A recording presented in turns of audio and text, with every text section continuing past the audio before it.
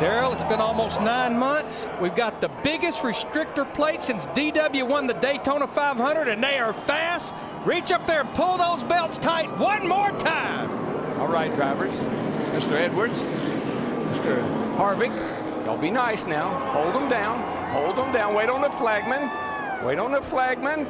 Get ready. Get ready. Boogity, boogity, boogity. Let's go racing in 2010, boys.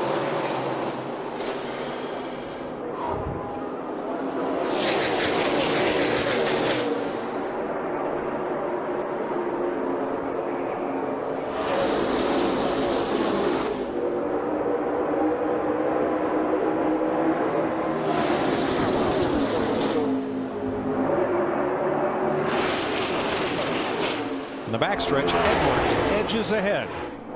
And if these cars look fast, folks, they are.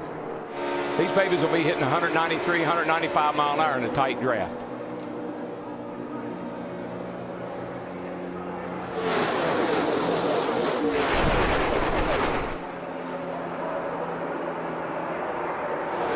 Kevin Harvick in that outside line just didn't get up to speed as quickly as Carl Edwards on the inside. And this is the very first laps, as we talked, that he has made in this race car when he took the green flag. I think that outside line will pull back up there. That inside always has the advantage on the start because the guy on the pole gets to go first. I believe that outside line will have some, it will come to the front here very shortly. I think you see right there how much these cars bounce and juke around, and this is at over 190 miles an hour in the corners. Three wide mid-pack. There's Kenny Schrader and John Andretti back there. Everybody will be pretty nice to each other right now, except if you get in the middle like Juan Montoya is in the 42. Three-car breakaway, Carl Edwards, Brian Vickers, Greg Biffle.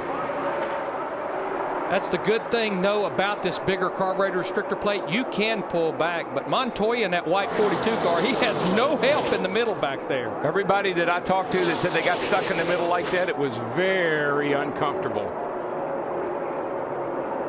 Running the third of 25 laps, then a 10-minute break, and then 50 laps to finish it. There, you're probably going to see some sparks out of these cars for the first few laps because they got tire pressure pretty low, and you'll probably see a lot of sparks out of some of these cars. I think we're seeing it with Kurt Busch in that 2 car. Oh my gosh. Remember, that's the first laps that race car's made, so they're just sorting things out. That 10-minute break will be welcomed by that team. Oh, they'll grind that down sooner or later, but it may do more harm than it does good. Got us a nice little wad here, boys. All 24 cars tight together as we complete 3 laps, but Kevin Harvick has just not been able to pull Ryan Newman and the rest of that outside lane up toward Carl Edwards. For about 10 laps here, you'll be able to run like this. Right now, you can hold the car wide open, nice cool temps, got a lot of grip in the car, tires are new.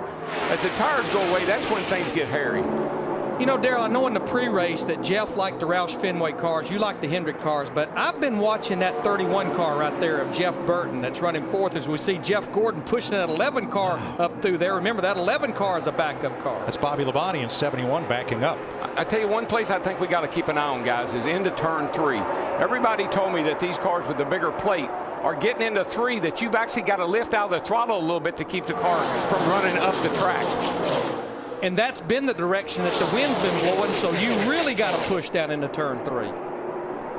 Jeff Burton has broken to the outside. He's picked up 2 spots. He sits in third in the 31.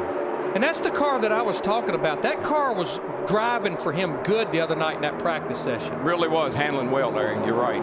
In the number 1, last year's runner-up, Jamie McMurray. He's worked the outside as you watch Biffle, Earnhardt Jr., and Smoke, Tony Stewart. McMurray goes back to the outside. I think he didn't go to the outside, Mike. He just slid up there. He couldn't keep it on the bottom. It's going to open the door for Burton maybe, or for Harvick maybe. He's down there now. I've been watching this 14 car. These cars, they have a fin down the left side, the back window, and it almost looks like that there's something loose there or there's something on it. You see it right there, Tony Stewart, the 14. The side window's not loose, is it, Larry? I don't think it's a side window, but there's something back there flapping in that seat post area. Up front, Jeff Burton has taken the chase to Carl Edwards. He's brought the 1 of Jamie McMurray with him. Burton on the outside of Brian Vickers in the 83. Well, right now, that 31 car, Burton, it'll go anywhere he wants to. Take it to the bottom, jump up to the outside. In the first practice Thursday, that was the best car here. Fastest car in practice. Good job. 2x2 behind you now. No pressure for Carl Edwards. Maybe a little bump or two. No pressure. No pressure for you. That was a pretty serious little lift off the ground right there. And here comes Harvick on the bottom. Oh, Burton got a bump from McMurray, and that squirreled up the 31 and backed up the field behind him. Yeah, that's that chain reaction thing. You got to really watch it. You'll get run over from behind, even though you're not doing anything wrong. This is the kind of racing that I thought we would probably see with this bigger plate, this new aero package, different shocks. A lot of things different on these cars this year that have really made them stick together and look like they're going to have a great race.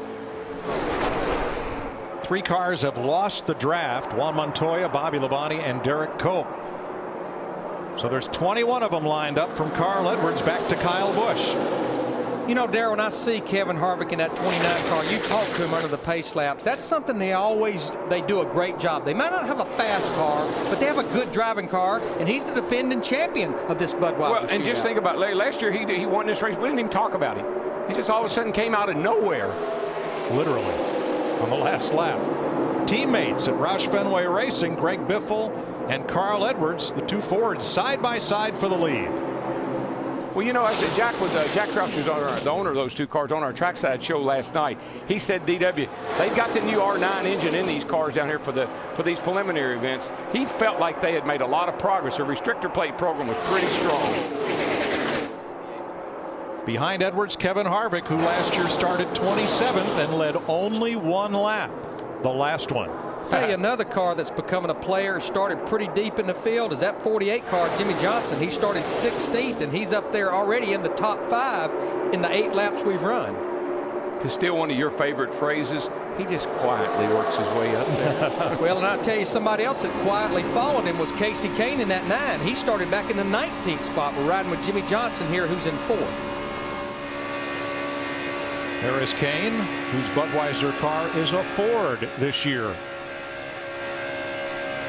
I really think that if they can have some reliability and not have a bunch of bad luck, that 9 car could be a big, big player this year.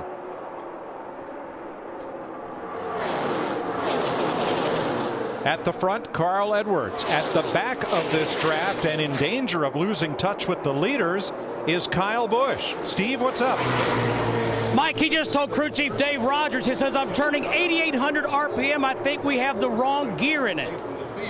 And you have a choice of the gear ratio in the rear end. You can run a 364 or 370. It almost sounds like they went with that lower gear, and in the draft it's just turning too many RPM. I know what all the crew chiefs in the past would have told me. We can't do anything about that right now, so just go on up there and do the best you can. And they can't even do anything about that at the 10-minute break. That's right. 10 laps complete when they come to the stripe. 15 to go before the 10-minute break. And 6 cars now have broken away from the pack, led by Carl Edwards, who went winless last season after a great 08. And Carl do it again in 2010.